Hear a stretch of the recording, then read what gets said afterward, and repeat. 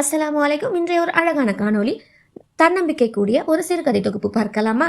ஒரு அரசர் ஒரு போட்டியை அறிவிச்சாராம். என்ன போட்டி? தனது 2 கைகளாலையும் ஒரு கோட்டை கதவை தள்ளணும் அப்படின்னு சொல்லிட்டு ஒரு போட்டி வச்சாராம். அதுக்கு ஒரு நிபந்தனை போட்டாராம்.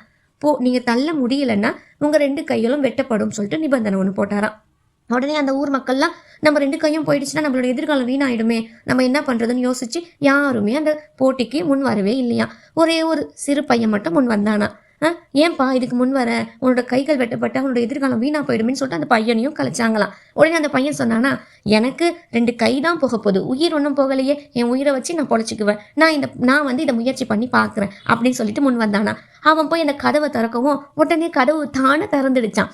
உடனே அந்த கதவு எப்படி திறந்துச்சு? அந்த கல்பாலே போடலையாம், திறந்து தான் இருந்துச்சான். பல பேர் இப்படித்தான் இருக்கிறாங்க.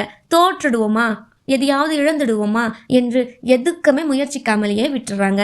அனைவரும் அறிந்த முயலாமை கதையில் முயலின் தோல்விக்கு முயலாமையே காரணம்.